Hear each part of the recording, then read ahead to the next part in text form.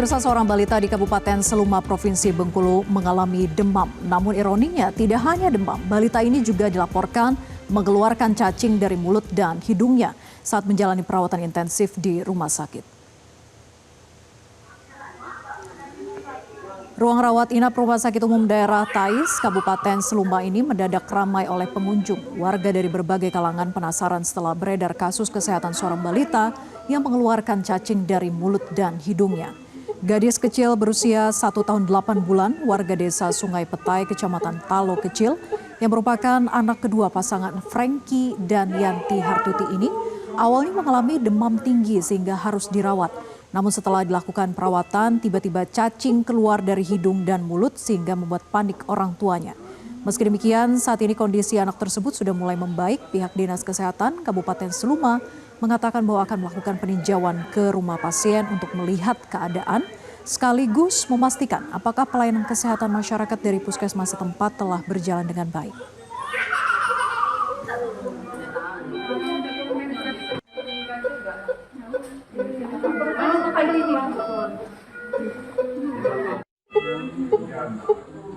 Dan untuk membahasnya, kita sudah terhubung saat ini dengan Ketua Ikatan Dokter Anak Indonesia, Dr. Piprim Basarah Yanuarso, dan juga Novita, tante dari anak balita Haira. Selamat siang Dr. Piprim dan juga Ibu Novita. Selamat siang, Mbak. Baik, Dr. Piprim sudah bergabung, Ibu Novita mungkin nanti akan segera bergabung juga ya menyusul. Baik, saya ke Dr. Piprim terlebih dahulu. Dr. Piprim, melihat kasus ini di mana jangka waktunya kita lihat tidak jauh sebetulnya dari meninggalnya Raya yang asal Sukabumi berusia 4 tahun itu begitu ya, sekitar hampir 1 bulan yang lalu. Kemudian muncul lagi kasus di Bengkulu ini, kakak beradik mengalami cacingan juga begitu. Ini fenomena apa Dr. Piprim melihatnya? Baik, pertama-tama saya prihatin terhadap Khaira dan kakaknya ya di Bengkulu. Mudah-mudahan bisa segera lekas pulih. Fenomena kecacingan yang sampai muntah dari mulut dan kemudian keluar dari hidung itu sebetulnya menunjukkan satu puncak gunung es ya dari masalah-masalah layanan kesehatan primer di Indonesia ya. Jadi hal-hal sederhana seperti masalah perilaku hidup bersih dan sehat itu ternyata di masyarakat kita, di desa-desa itu belum bisa dilakukan dengan baik. Oleh karena itulah sebetulnya ini darurat untuk penguatan layanan kesehatan primer di seluruh Indonesia, Mbak. Jadi kita jangan hanya fokus membangun rumah sakit belasan lantai, tapi abai terhadap penguatan sistem layanan kesehatan primer. Salah satu contoh, ketika posyandu-posyandu itu aktif dan balita itu ada datanya di posyandu terbagi habis ya. Dulu ada sistem bina keluarga balita misalkan. Nah, balita yang katakanlah ini kan diawali dengan berat badan yang tidak naik dengan baik ya. Sederhana di kurva pertumbuhannya dia akan mendatar ya, tidak naik dengan baik, ada di garis merah. Nah, ini kan perlu kemudian dirujuk untuk diketahui penyebabnya apa. Salah satunya adalah kecacingan ini. Nah, ini kita lagi-lagi ini puncak gunung es dari buruknya layanan kesehatan primer di Indonesia ini. Oleh karena itu, fokus kita seharusnya adalah penguatan kembali layanan kesehatan primer, PHBS, sanitasi, jamban keluarga, ya, kemudian pemberian obat cacing untuk pencegahan, dan penguatan kader-kader di posyandu, serta pencatatan seluruh balita yang ada di desa atau di level RW atau RT, itu harus kembali dilakukan, dan bagaimana kondisi balita per individu harus tercatat dengan baik, yang imunisasinya tidak lengkap seperti apa, supaya tidak ada kejadian KLB campak seperti di Sumeneb misalnya, yang berat badannya tidak naik seperti apa, dan apa upaya yang sudah dilakukan. Ini harus kembali kita galakkan penguatan sistem layanan kesehatan primer, termasuk surveillance-nya seperti apa, penguatan kembali puskesmas ya. Sudah adakah dokter di setiap puskesmas. Karena bisa jadi dari 10.000 puskesmas yang ada, itu banyak yang tidak ada dokternya. Sementara dokter menumpuk, ya.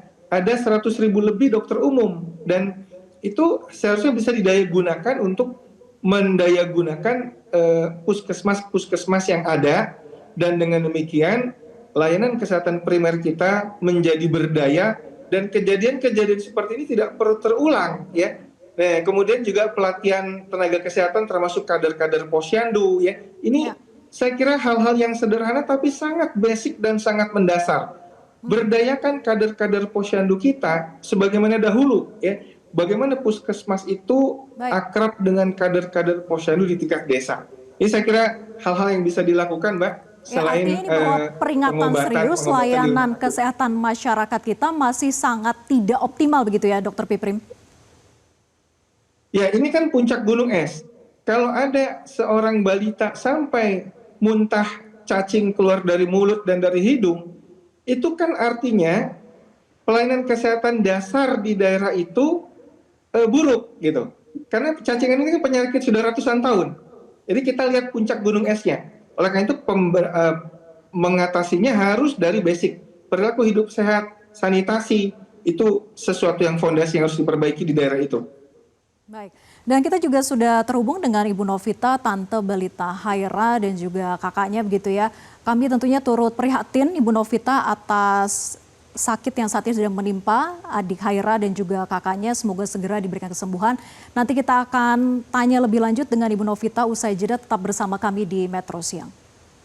Kembali bersama kami di Metro Siang, kami lanjut perbincangan. Bu Novita, bagaimana saat ini kondisi adik Haira dan juga kakaknya Aulia?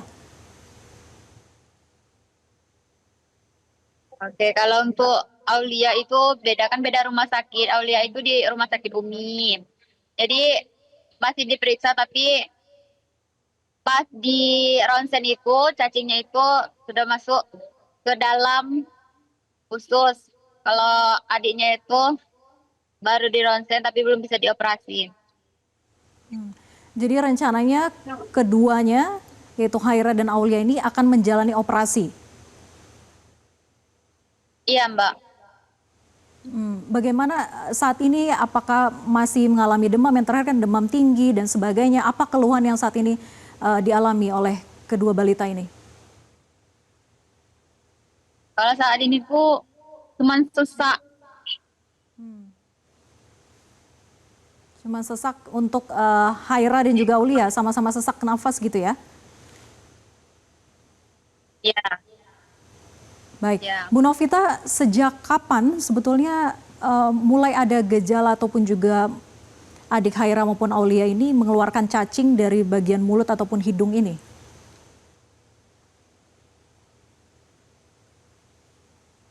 Kalau gejalanya itu sekitar 1 minggu yang lalu itu, Mbak.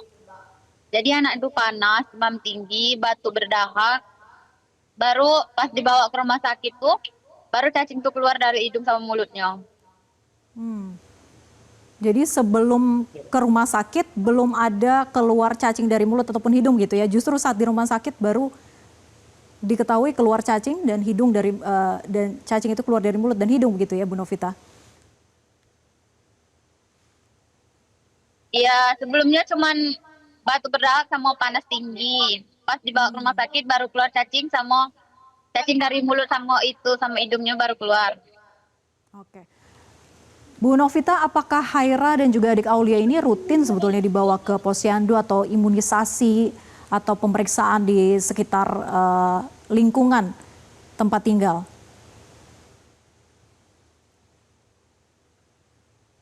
Ya, Mbak. Adik Haira dan juga Aulia ini apakah rutin menjalani imunisasi atau juga pemeriksaan kesehatan di posyandu sekitar tempat tinggal?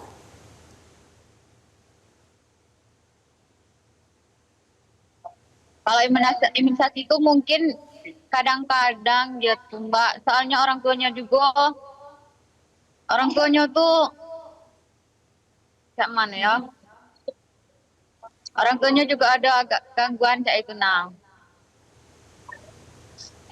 Oh, baik. Baik, jadi adik Haira dan Aulia ini tinggal hanya bersama kedua orang tuanya. Iya. Hmm, baik. Saya kembali ke Dokter Piprim. Dokter Piprim, kalau melihat dari kasus ini, apakah sebetulnya memang bahwa dari sisi edukasi ke masyarakat itu masih sangat minim selain dari sisi layanan kesehatan? Para orang tua masih kurang paham gitu bagaimana melakukan pencegahan, walaupun tadi dikatakan Ibu Novita memang ada kondisi tertentu dari pihak orang tua.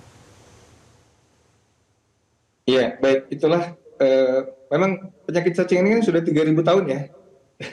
Sekarang 2025 masih ada yang kecacingan berat. Jadi sebetulnya ini kan tadi kalau katakanlah di keluarga itu ada kendala ya. Kalau kita punya sistem layanan kesehatan primer yang bagus, ada pencatatan balita itu tercatat semua dalam apa namanya? Daerah tersebut di desa atau di level RT atau RW ya. Itu kan bisa ada kunjungan rumah ya. Ada kunjungan rumah. Jadi tidak begitu saja dibiarkan. Jadi memang penguatan layanan kesehatan primer ini menjadi isu sentral, Mbak. Bukan pengobatan di rumah sakitnya. Ini kalau udah kecacingan kemudian mesti operasi segala macam itu biar urusan rumah sakit ya. Tetapi untuk masalah pencegahan supaya tidak timbul Haira-Haira lain ya. Ini tadi kakaknya Aulia namanya ya. Kemudian Ryan lain, tidak timbul anak-anak dengan kecacingan yang luar biasa ya. Ini menurut saya kita harus fokus kembali penguatan layanan kesehatan primer. Jadi bina keluarga balita dihidupkan, posyandu dihidupkan, kader diaktifkan ya. Pencatatan setiap balita itu harus by name ya, by individu, by person, by house-nya, rumahnya seperti apa. Nah, ini tugas kita semua, Mbak. Kader-kader posyandu IDAI siap bekerja sama dengan teman-teman di Dinkes dengan Puskesmas ya untuk menguatkan kader-kader posyandu kita, tapi tentu dari perangkat desa itu juga harus kembali melakukan pencatatan semua balita itu agar terdata dan bagaimana masalah-masalah mereka itu kita bisa pantau, dan kalau perlu memang harus ada kunjungan rumah dari puskesmas tempat. Saya kira itu, Mbak. Ya, ada perhatian khusus bukan hanya menjadi tanggung jawab orang tuanya saja begitu ya. Dari layanan masyarakat primer lah yang harusnya juga turut bertanggung jawab atas kasus ini. Bu Novita, bagaimana kemudian harapan dari pihak keluarga? Tentu kita doakan semoga adik Haira dan juga Aulia cepat sembuh, cepat pulih dan segera dilakukan tindakan yang tepat gitu. Bagaimana kemudian harapan keluarga kepada pemerintah setempat? Semoga cepat jalani operasinya.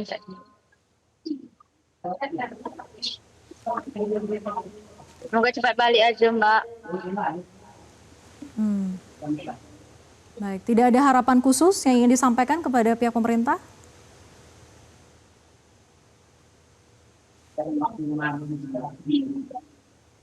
Iya, Mbak. Tidak ada harapan khusus ya Bu Novita ya yang ingin disampaikan ya?